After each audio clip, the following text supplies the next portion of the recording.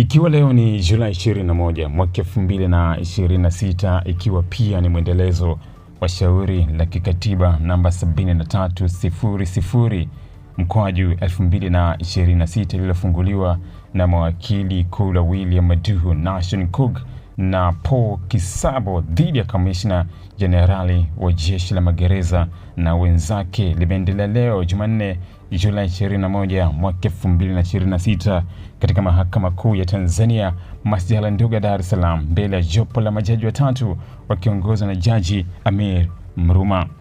Katika usikilizwaji wa shauri hilo, mjibu maombi wa 4 Tundu Lissu aliendelea kumhoji shahidi wa pili wa waleta maombi Nation Kug kuhusu madhumuni ya hati ya kiapo iliyowasilishwa mahakamani.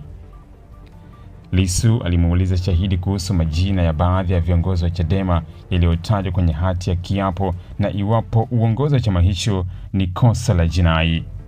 Shahidi alijibu kuwa si kosa. Pia alikiri kuwa katika hati za walalamikiwa hakuna madai yanayosema ni kosa kwa viongozi wa Chadema kwenda kuwaona wafungwa gerezani.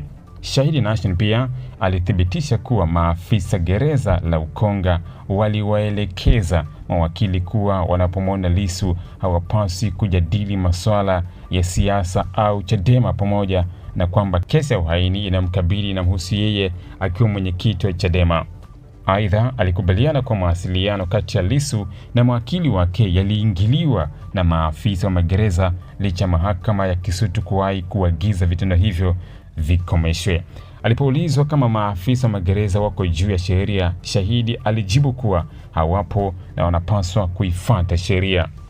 Wakati wa dodoso, Lissu pia aligusia hatua ya maafisa wa magereza kukataa kumpatia nakala ya hotuba ya aliyekuwa mwenyekiti wa Tume Huru ya kuchunguza matukio ya uvunjifu wa amani Oktoba 29 mwaka 2025 na siku zilizofuata. Jaji mkuu mstaafu Mohamed Chande Othman iliwasilishwa wakati wa kukabidhi ripoti ya tume hiyo.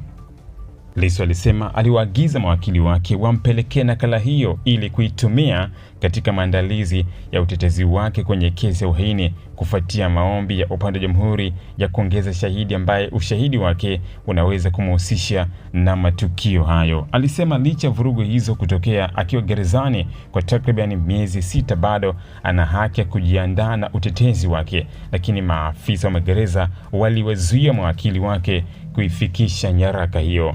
Baada ya Lissu kumaliza maswali yake, upande wa jamhuri ulianza dodoso kwa shahidi. Shahidi Nation alikiri kuwa shauri hilo linalosikilizwa ni la kikatiba na si la uhaini na kwamba haliwezi kuamua masuala ya uhaini.